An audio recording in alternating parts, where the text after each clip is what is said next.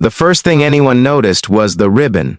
Red, torn, and fluttering wildly from the wrist of a trembling girl pressed against the dusty window of a speeding van, her eyes wide with terror as the headlights of a biker convoy cut through the darkness like a moving wall of fire. In that single, fragile moment on a forgotten highway, a silent plea crossed paths with men the world had long judged as dangerous, and everything changed. Before the story goes any further, if you believe kindness can come from unexpected places, if you believe in second chances and courage rising in the darkest moments, take a second to like this video, comment your thoughts, share it with someone who needs hope, and subscribe to the channel. Your support helps these stories reach hearts that need them most. The girl's name was Lily Moreno, and she was 16 years old, though fear had aged her face by years in just 3 days. She had been taken on a quiet afternoon while walking home from school, the kind of day where the sky was clear and the future still felt safe. A van slowed beside her, a hand reached out, and in seconds her world collapsed into darkness, muffled sounds, and the smell of gasoline and panic. Since then, time had blurred into a relentless cycle of fear, exhaustion, and the constant ache of wondering if anyone was still looking for her. Her captors kept her bound and hidden, moving constantly, taking back roads and empty highways, always afraid of being found, always reminding her how small and powerless she was. What they didn't realize was that Lily was observant. Even in terror, she noticed details, the rhythm of the road, the flicker of gas station lights, the way the van slowed near groups of people. She remembered her father once telling her that help doesn't always look like help, and sometimes the bravest thing you can do is signal when no one expects it. When she spotted the bikers riding alongside them at a red light outside a rundown fuel stop, her heart pounded so loudly she thought it might give her away. Leather jackets, patched vests, roaring engines, men most people crossed the street to avoid. Her captors smirked, confident that no one would interfere. That confidence was their mistake. The bikers were returning from a memorial ride for one of their own, a brother lost to a drunk driver months earlier. Grief still hung heavy among them, a shared silence broken only by engines and the wind against their faces. They were not criminals, not heroes either. Just men who had learned loyalty the hard way, men who protected their own because no one else ever had. Years of being judged by appearances had taught them to read what others missed.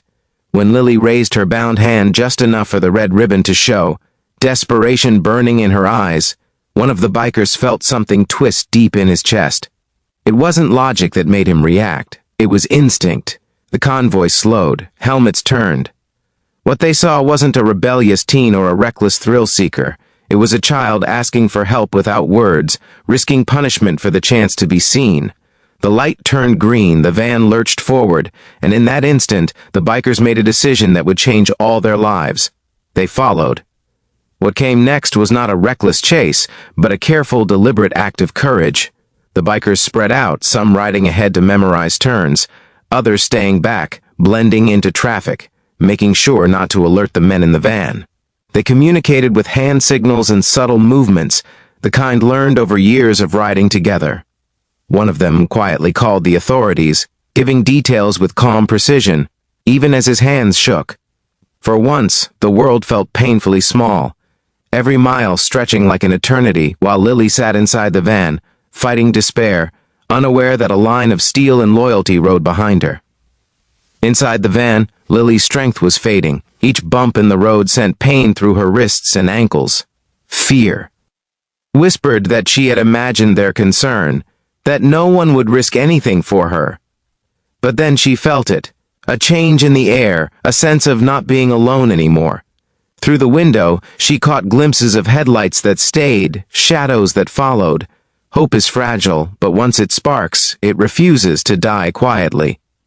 The van eventually turned onto a deserted industrial road, lined with abandoned warehouses and broken streetlights.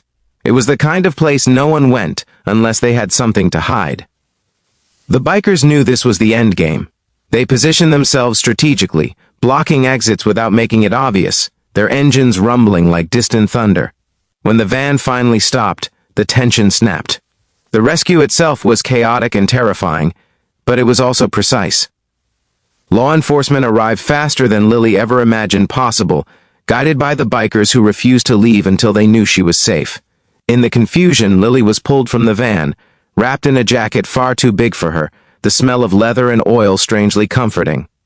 Her knees buckled when her feet hit the ground, the weight of fear finally lifting enough for her body to give in.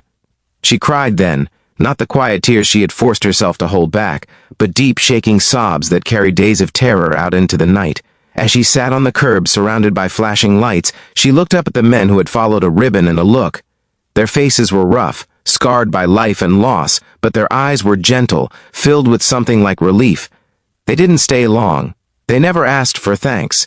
They nodded once, mounted their bikes, and rode away before dawn, returning to a world that would likely never know what they had done. Lily's recovery was long and uneven. Trauma doesn't vanish with rescue.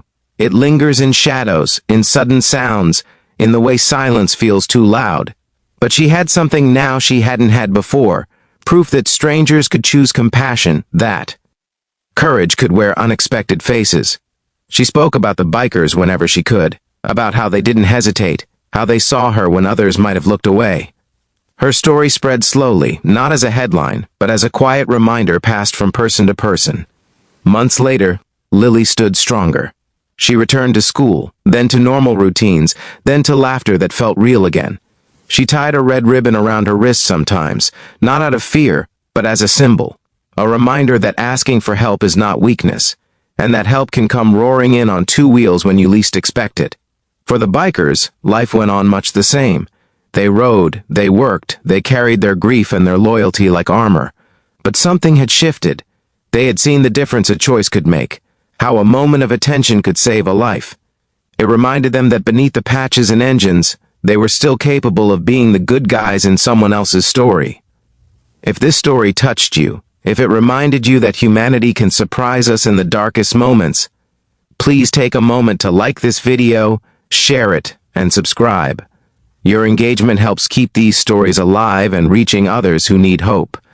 And before this story ends, I ask you, please comment below. Share what this story made you feel, or tell us about a time help came from an unexpected place. Because somewhere right now, someone is holding on to hope by a thread, waiting for a sign, and sometimes all it takes is one person or one biker to notice. Thank you for listening.